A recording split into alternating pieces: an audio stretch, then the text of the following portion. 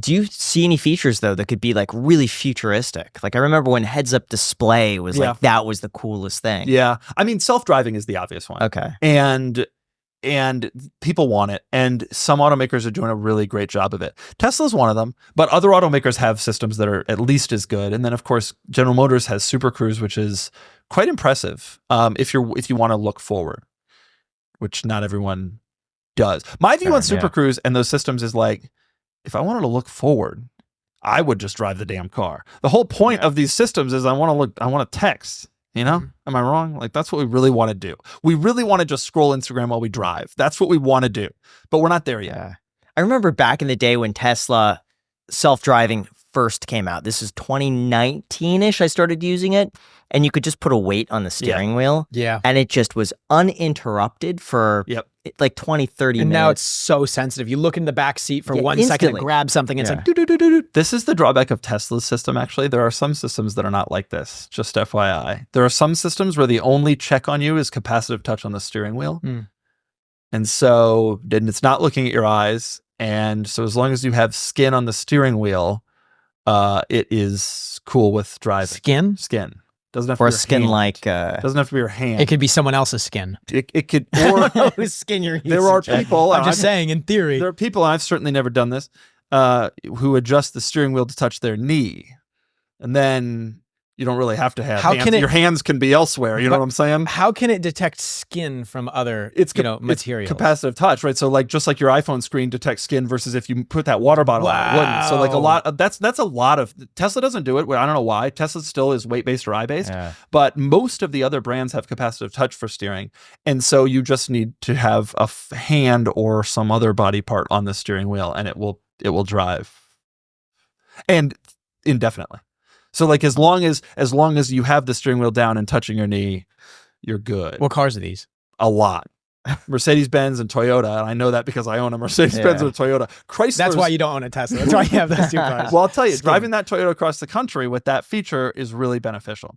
Chrysler is the most permissive. Like, really? You can do whatever you want in the Jeep Grand Cherokee. Go figure. It's a pretty good setup. That's funny. But more and more of them are moving to an eye-based thing, which kills the fun, but probably makes people more safe. It's probably because Tesla has more eyes on them from a regulator standpoint. I agree with that. And they have to be like on it versus Chrysler's. Truthfully, the eye-based monitoring is the future. That's what's going to happen. It's more and more people, automakers are putting it in their cars. There is a short period here where the skin thing is acceptable. So like maybe cars in 50 years, the skin cars will still be valuable. It's the one car you don't have to look at the road. Do you think that robo-taxis could ever be a thing at some point? Yeah, but you know, when? It seems so far off. Like I'm using the Tesla full self-driving and it's still so buggy. Yeah. And it's just, I'm on edge. Plus you live in Vegas. Like ultimately what happens in Minneapolis, right? When it snows. This is what I think about. Like I was self-driving. They got 90% of the way there in a couple of years. Yeah.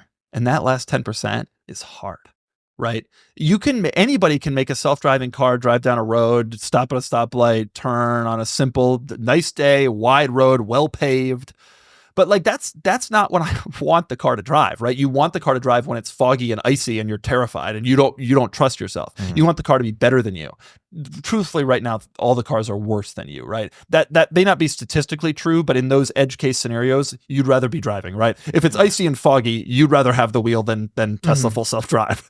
And that's the problem. And it seems to be one that they're having trouble surpassing. Yeah. It could be just a false self-confidence that I feel safer because I'm in control. Well, a lot of those the data seems to show. The data does show, but I think a lot of the data comes from sunny days. Yeah. A lot of those systems straight up turn off in snow, in heavy rain, in fog. Or when you're driving into the sunset.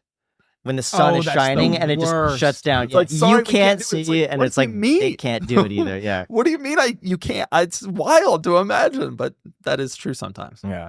But before we get into that, let's be real here. Being an adult has its high points. You can eat ice cream for dinner. You can play video games whenever you want. You can even eat ice cream while you're playing video games. But in actuality, it's not all fun. You have to do your taxes, figure out what's for dinner every night, and of course, worst of all, schedule doctor's appointments. But at least for that one, there is our sponsor ZocDoc that makes adulting that much easier. For those unaware, ZocDoc is a free app and website where you could search and compare high-quality in-network doctors, choose the one that's the right fit for your needs, and then click click to instantly book an appointment. We're talking about in-network appointments with more than 100,000 healthcare providers across every specialty, from mental health to dental health, eye care to skincare, and so much more. You could filter for doctors who take your health insurance, are located nearby, are a good fit for any medical needs you might have, and who are highly rated by verified patients. You could also see their actual appointment openings, choose the right time for you, and then click to instantly book a visit. Plus, ZocDoc appointments happen fast, typically within just 24 to 72 hours of booking. You could even score same-day appointments. Seriously, guys, I recommend you try out ZocDoc. It really does make the process of booking appointments that much easier. In fact, I know a lot of people, they get injured or they get sick and they don't even schedule appointments because